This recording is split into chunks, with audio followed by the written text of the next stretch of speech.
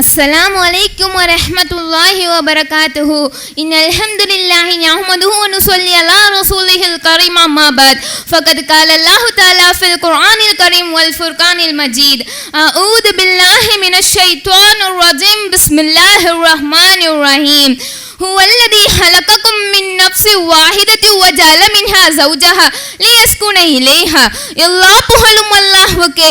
உள்ளங்களை இணைப்பவன் அவன். கண்ணீரையும் சாட்சியாக்கி அன்பை இபாதத்தாக்கி வாழ்க்கையை ஒரு பரீட்சையாக மாற்றியவன் அவன். அன்பிற்குரிய சகோதர சகோதரிகளே, இந்த உலகில் ஒரு ஆண் தனியாக வாழவில்லை. அவனது தனிமையை உடைப்பதற்கு அல்லாஹ் ஒரு உள்ளத்தை படைத்தான். அதற்கு பெயர் மனைவி.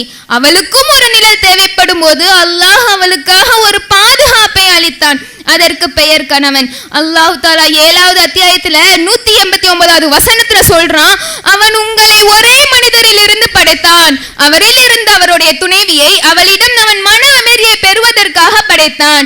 இந்த வசனத்துல அல்லாஹ் தஆலா திருமணத்துடைய நோக்கமா அதிகாரத்தையோ அந்தஸ்தையோ சொல்லலங்க, மாறாக சுகூன், அதாவது மன அமைதியை பத்தி தான் சொல்றான்.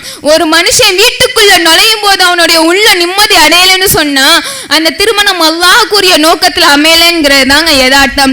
இறைவன் படைத்த உறவுகளில் முதலில் மனிதனுக்கு கொடுத்த இந்த திருமண உறவானது சிரிப்பால் மட்டுமல்லாமல் கண்ணீராலும் சபுராலும் மன்னிப்பாலும் கட்டமைக்கப்பட்டதாகும்.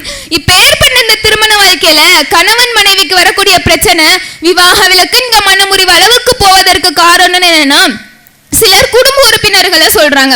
குடும்ப உறுப்பினர்களோட தலையீடு எதனாலங்க வருது? கணவனோ மனைவியோ தங்களுக்குள்ள நடக்கக்கூடிய பிரச்சனையை ஆறுதல் சொல்லுவாங்கன்னு சொல்லிக்கிட்டு தான் குடும்ப உறுப்பினர்கள் கிட்ட பகிர்ந்துக்கிறதுனால தானே வருது. இன்னும் சில பேர் ஒரு படி மேல போய் தன் நண்பர்கள் அண்டை வீட்டுக்காரங்கன்னு ஆரம்பிச்சு வாட்ஸ்அப் ஸ்டேட்டஸ் முதலான சமூக வலைதளங்கள்ல பதிவிட்டு முகமே தெரியாத 3வது நபர் வரைக்கும் கொண்டு போறாங்களே தவிர கணவன் மனைவி தங்களுக்குள்ள பேசிக்கிறத அறவே குறைச்சிட்டாங்க. இப்படி பேசாம இருந்து யார ஒரு காலத்துல உயிருக்குயிரா நேசிச்சாங்களோ அவங்கள தான் ஈகோவால ஒரு உயிரா கூட மதிக்காத அளவு ஆயிட்டாங்க. இல்ல குடும்ப உறுப்பினர்களை நம்ம எப்படிங்க காரணமா சொல்ல முடியும்? அப்படியே அவங்க கிட்ட சொல்லி அவங்க ஆறுதல் சொல்றோம் இந்த பேர்ல குடும்பத்தை உடைக்கிற மாதிரியான விஷயங்களை சொல்லும் போது அதுக்கு கீழ்ப்படிஞ்சு நடந்துட்டோம்னு சொன்னா இந்த இடத்துல நம்ம இப்லீஸ்க்கு இடம் கொடுத்துடுறோங்க. சஹீஹ் முஸ்லிம்ல இடம் பெறக்கூடிய ஹதீஸ், இப்லீஸ் எல்லா சைத்தானையும் கூப்பிட்டு இன்னைக்கு நீ என்ன பண்ணுனன்னு கேட்பானா. ஒவ்வொரு சைத்தானும் ஒவ்வொரு காரணத்தை சொல்லும் போது இறுதியா ஒரு சைத்தான் சொல்வானா, மா தரக்துஹு ஹத்தா ஃபர்ரக்து பைனஹு வ பைன இம்ராத்திஹிம், நான் அவனை அவன் மனைவியிலிருந்து பிரிக்காமல் விட்டதில்லை. ஃபயுத்னிஹி மின்ஹு வ யகூலு நிஹ்மன்த், அதற்கு அந்த இப்லீஸ் அந்த சைத்தானை பக்கத்துல கூப்பிட்டு சொல்வானா, நீ தான் சிறந்தவன். இந்த மேல கூறப்பட்ட கருத்துப்படி குடும்பம் தான் காரணம்னு சொல்றாங்களே, ஏங்க அல்லாஹ்வுடைய தூதருக்கு நபி ஸல்லல்லாஹு அலைஹி வஸல்லம் அவங்களை விடவாங்க, நபி ஸல்லல்லாஹு அலைஹி வஸல்லம் அவங்களுக்கு இல்லையாங்க குடும்பம், அவங்கள வச்சு அவங்களுக்கு பிரச்சனையே வந்தது இல்லையா? நபியோட மனைவிமார்களுக்கு இடையில எவ்வளவோ பிரச்சனைகள் வந்ததா நம்ம ஹதீஸ்கள்ல பாக்குறோம். இன்னும் சில பேர் வேலை பளு பொருளாதார ஆகிய சூழல்களை காரணமா சொல்றாங்க. நமக்காச்சும் நம்ம வேலை பார்க்குற இடத்துல உள்ள பொறுப்பு மட்டும் தானங்க. ஆனா அல்லாஹ்வுடைய தூதருக்கு உலக மக்கள் அனைவருக்குமான பொறுப்பு இருந்துச்சுங்க. பொருளாதாரம்னு எடுத்துக்கிட்டா அடுத்தவங்களை பார்த்தா ஆடம்பர வாழ்க்கை வாழ்ற மனைவிமார்கள், தேவைக்கு கம்மியா காசை கொடுத்துட்டு குடும்பம் நடத்த முடியாதான்னு கேட்கிற கணவன்மார்கள். ஆனா ரசூலுல்லாஹ் எடுத்துக்கிட்டா ஒரு நாள் காலையில ஆயிஷா ரலியல்லாஹு அன்ஹா கிட்ட போய் சாப்பிட்றதுக்கு ஏதாச்சும் உணவு இருக்கான்னு கேட்டாங்களாம். அவங்க இல்லைன்னு சொல்லும் போது நபி ஸல்லல்லாஹு அலைஹி வஸல்லம் ரொம்ப பொறுமையா, பரவாயில்ல அப்ப இன்னைக்கு நான் நோன்பு நோட்டுக்கிறேன்னு சொன்னாங்களாம். ஒரு கணவனோட பொறுமை எந்த அளவுக்கு இருக்குன்னு பாத்தீங்களா? ஆனா இப்போ ஒரு 5 நிமிஷம் சாப்பாடு கொடுக்கறதுக்கு லேட் ஆனா போதும் கணவன்மார்கள் காய்ச்சி புச்சுன்னு கத்துறாங்க.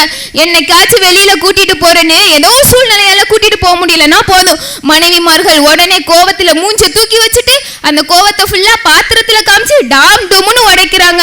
அப்போ நல்லா யோசிச்சு பாருங்க, நபி ஸல்லல்லாஹு அலைஹி வஸல்லம் அவங்களை விடவாங்க நமக்கு கடுமையான சூழல் ஏற்பட்ட போது. அப்போ சூழல் சார்ந்த பிரச்சனைகள் கூட எல்லா கணவன் மனைவிமார்களுக்கு இடையில ஏற்படக்கூடிய ஒன்னாதான் இருக்கு. ஆனா அதை நம்ம எப்படி கையாண்டு கொண்டு போறோம்ங்கிறதுல தான் அந்த பிரச்சனை முடியுதா விவாகரத்து வரைக்கும் போகுதான்னு இருக்கு. நவுது பில்லாஹி மின்ஹா. கடந்த 20 வருஷத்துல நடந்த விவாகரத்து வழக்குல 40% கிரேட் டைவர்ஸ், அதாவது 50ல் 50 வயதுக்கு மேற்பட்ட தம்பதிகள் தான் கேட்கிறாங்களாம். இந்த இப்படி நீண்ட நாளுக்கு அப்புறம் வாழ்க்கைக்கு அப்புறம் விவாகரத்து கேட்கிறாங்களே, இதுல எந்த குடும்பத்தையும் சூழலைங்க காரணமா சொல்ல முடியும்? 50லும் ஆசை வரும் ஆசையுடன் பாசம் வரும்னு ஒரு பழைய பாட்டு இருக்கு. ஆனா டைவர்ஸும் கூடவே சேர்ந்து வர ஆரம்பிச்சிருச்சு. குடும்பம் அழுத்தும், சூழல் சோதிக்கும். ஆனால் அல்லாஹ் எனக்கு கொடுத்த அமானத்தான உறவு என்று நினைத்திருந்தால் இந்த மனமுறிவு ஏற்பட்டிருக்காது. நான் ஒன்னு கேக்குறேன், ஒரே வீட்டுல ஒரே அறையில ஒரே படுக்கையில வாழக்கூடிய கணவன் மனைவி இருவருக்கு இடையில அன்பு உயிரோடு இருந்திருந்த அந்த மனமுறிவு ஏற்பட்டிருக்குமாங்க? திருமணத்தோட இயல்பை பத்தி அல்லாஹ் தஆலா சூரா அல் பக்ரால 187வது வசனத்துல சொல்றான், ஹுன்ன லிபாசுல் லகும் வ அன்தும் லிபாசுல் லஹுன்ன. அவர்கள் உங்களுக்கு ஆடையாகும், நீங்கள் அவர்களுக்கு ஆடையாகும் நிலையர்கள் என்று. ஆடை என்கிறது என்ன பண்ணுங்க? நம்ம உடம்புல இருக்கக்கூடிய குறைய மறைக்கும், நமக்கு பாதுகாப்பு தரும், இன்னும் நம்ம உடம்போடு நெருக்கமா இருக்கும். ஆனா இப்ப என்ன நடக்குது?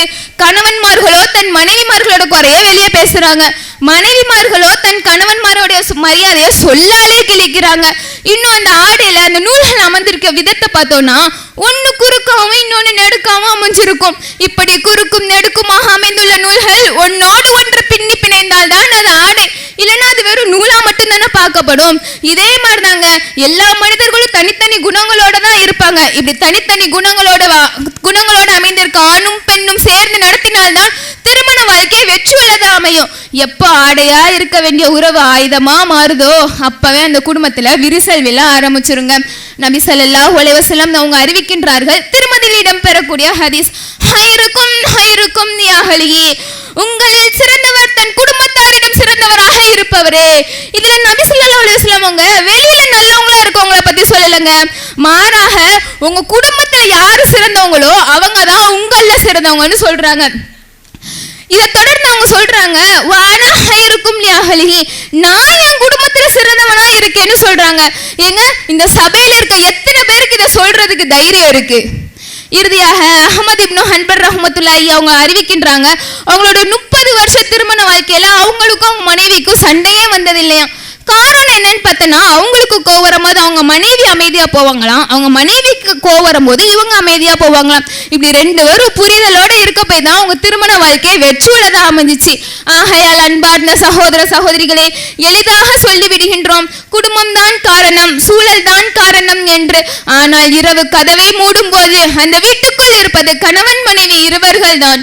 நிக்கா உறவினர்கள் முன்னிலையில் தொடங்கினாலும் அது காக்கப்படுவது கணவன் மனைவி உள்ளத்தில் தான். குடும்பம் அழுத்தும், சூழல் சோதிக்கும், ஆனால் சபூர் காட்டும் அதிகாரம் கணவன் மனைவி ஆகிய இருவர்களிடமே.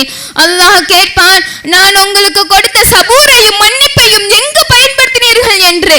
மனமுறிவு வந்தால் ஆணுக்கு அமானத்து நஷ்டம், பெண்ணுக்கு பாதுகாப்பு நஷ்டம், ஆனால் குழந்தைக்கோ எதிர்காலமே நஷ்டம். ஆகையால் குடும்பமும் இல்லை, சூழலும் இல்லை, பொறுப்பை மறந்து அன்பை அமானத்தாக காக்க தவறிய கணவன் மனைவியே மனமுறிவுக்கு மையம். இறுதியாக இப்னு மாஜா கிதாபில் இடம்பெறக்கூடிய ஹதீஸான அபஹதுல் ஹலாலி இலல்லாஹி த்வலாக், the most hated of permissible things to Allah is divorce. அல்லாஹ்விடத்தில் மிகவும் வெறுக்கப்படும் ஹலால் த்வலாக் என்று கூறி இத்துடன் எனது உரையை நிறைவு செய்கின்றேன். வாஹிர் தஅவானா அல்ஹம்துலில்லாஹி ரப்பில் ஆலமீன். அஸ்ஸலாமு அலைக்கும் வரஹ்மத்துல்லாஹி வபரகாத்துஹு.